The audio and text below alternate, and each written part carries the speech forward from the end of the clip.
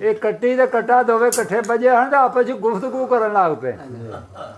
ਕੱਟਾ ਪੁੱਛਦਾ ਕੱਟੀ ਨੂੰ ਵੀ ਕੀ ਤੇਰੀ ਖਿਦਮਤ ਕਰਦੇ ਨੇ। ਉਹਨੇ ਆਖਿਆ ਤੂੰ ਆਪਣੀ ਕੋਈ ਗੱਲ ਦੱਸ, ਮੈਨੂੰ ਛੱਡ। ਉਹਨੇ ਆਖਿਆ ਨਹੀਂ ਤੂੰ ਦੱਸ ਕੀ ਤੇਰੀ ਖਿਦਮਤ ਕਰਦੇ ਨੇ। ਉਹਨੇ ਆਖਿਆ ਵੀ ਅੱਧਾ ਦੁੱਧ ਛੱਡਦੇ ਨੇ, ਚੱਪਾ ਕ ਟੁੱਕਰ ਵੀ ਦਿੰਦੇ ਨੇ, ਛਟਾਕੀ ਗੁੜ ਵੀ ਦਿੰਦੇ ਨੇ, ਤੇ ਕੋਈ ਪੜੀ ਤੇਲੇ ਦੀ ਵੀ ਮੈਨੂੰ ਦਿੰਦੇ ਨੇ, ਨੁਹਾ ਧਵਾ ਕੇ ਫਿਰ ਛਾਵੇਂ ਵੀ ਬੰਨ੍ਹਦੇ ਨੇ।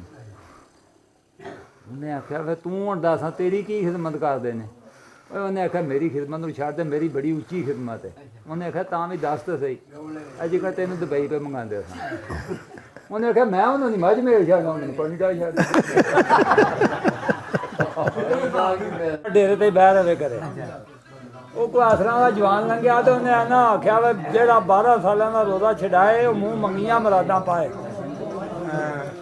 ਉਹਦੇ ਕੋਲ ਇੱਕ ਗਾਂ ਸੀ, ਉਹ ਟਾਈਮ ਹੋਇਆ ਸੀ, ਉਹਨੇ ਚੋਗ ਇਹਨਾਂ ਦੇ ਦੁੱਧ ਦੇ ਜਿਹੜੇ ਕੋਈ 2 ਪਿਆਲੇ ਸਨ ਉਹ ਫਕੀਰ ਦੇ ਪੇਸ਼ ਕਰ ਦਿੱਤੇ। ਜਿਸ ਵੇਲੇ ਕੀਤੇ ਪੇਸ਼ ਤੇ ਉਹਨੇ ਰੋਜ਼ਾ ਸ਼ੋਜ਼ਾ ਛਡਾਇਆ। ਉਹਨੇ ਆਖਿਆ ਮੰਗਵਾ ਜੋ ਕੋਈ ਮੰਗਣਾ ਹੀ। ਉਹਨੇ ਆਖਿਆ ਮੰਗਣਾ ਮੈਂ ਕੀ ਇਹ ਘਰੋਂ ਬੜਾ ਤੰਗ ਆ। ਉਹਨੇ ਆਨਾ ਸਟਾਰ ਫੋਲ ਕੇ ਨਾ ਤੇ ਉਹਨੇ ਕੱਢ ਕੇ ਨਾ ਖੜਾਵਾਂ ਜੀਆਂ ਤੇ ਉਹਨੇ ਆਖਿਆ ਲੈ ਤੂੰ ਇੱਕ ਨੂਰੀ ਜਾਨਵਰ ਬਣ ਜਾਂਦਾ। ਤੇ ਫਕੀਰ ਦਾ ਨਾਂ ਲੈ ਕੇ ਤੇ ਪਾ ਦੀਆਂ ਖੜਾਵਾਂ ਉੱਧਰ ਹੋ ਕੇ ਤੇ ਉੱਡਣਾ ਸ਼ੁਰੂ ਕਰ ਦਿੱਤਾ ਪਿੰਡ ਦੇ ਉੱਤੇ ਤੇ ਭੇਤ ਨਹੀਂ ਉਹ ਭੰਨਣਾ। ਉਹ 7 ਰੰਗੀਆ ਜਾਨਵਰ ਬਣ ਕੇ ਨਾ ਉਧਰੋਂ ਪੱਠਿਆਂ ਨੂੰ ਦੀ ਬਣਾ ਬਣੂ ਕੇ ਵਿਹਲਾ ਹੋ ਕੇ ਤੇ ਐਂ ਉੱਡਿਆ ਉੱਤੇ ਫੇਰੇ ਲਾਏ ਉਹਨੇ ਪਿੰਡੇ ਦੇ। ਅੱਛਾ।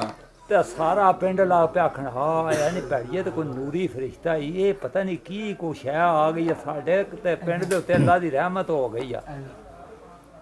ਉਹ ਜਿਹੜਾ ਆਇਆ ਨਾ ਸ਼ਾਮੀ ਘਰ ਦੁੱਧ ਗਾਂ ਚੋ ਕੇ ਉਹਨੇ ਰੋਟੀ ਵਟਾ ਵਟ ਅੱਗੇ ਧਰ ਕੇ ਤੇ ਉਹਨੇ ਆਖਿਆ ਬੇਕਰਮਾ ਆਇਆ, ਬੇਕਰਮਾ ਆਇਆ ਰੋਟੀ ਨਾ ਖਾਈ। ਉਹਨੇ ਆਖਿਆ ਕੀ ਕਰਾਂ। ਉਹਨੇ ਆਖਿਆ ਮੇਰੀ ਪਹਿਲਾਂ ਗੱਲ ਸੁਣ। ਉਹਨੇ ਆਖਿਆ ਸੁਣਾ ਗੱਲ। ਉਹਨੇ ਆਖਿਆ ਸਾਡੇ ਪਿੰਡ ਤੇ ਅੱਜ ਕੋਈ ਨੂਰੀ ਫਰਿਸ਼ਤਾ ਆਇਆ ਸਹੀ ਤੇ ਬੜਾ ਹੀ ਉੱਡਿਆ ਤੇ ਤੂੰ ਟੁੱਟ ਪੈਣਿਆ ਕਿੱਥੇ ਸੈਂ। ਹੈਂ ਉਹਨੇ ਆਖਿਆ ਮੈਂ ਤੇ ਡੇਰੇ ਸਾਂ, ਮੈਨੂੰ ਕੀ ਪਤਾ ਵੀ ਉਹ ਕਿਹੜਾ ਫਰਿਸ਼ਤਾ ਸੀ ਤੇ ਕੀ। ਉਹਨੇ ਆਖਿਆ ਪੁੱਛ ਸਾਰੇ ਪਿੰਡ ਵਾਲਿਆਂ ਕੋਲ। ਉਹਨੇ ਤੇ ਇੱਥੇ ਕੋਈ ਲਹਿਰਾਂ ਲਾਈ ਰੱਖੀਆਂ ਨੇ।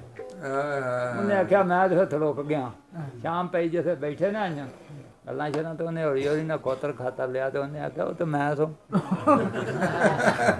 ਜਦੋਂ ਉਹਨੇ ਆਖਿਆ ਨਾ ਮੈਂ ਤੇ ਫਟਾਫਟ ਉਹਨੇ ਢਿੱਲ ਨਾ ਲਾਈ ਤੇ ਉਹਨੇ ਆਖਿਆ ਤਾਂ ਹੀ ਡਿੰਗਾ ਡਿੰਗਾ ਪਿਆ ਉੱਡਦਾ ਸੀ।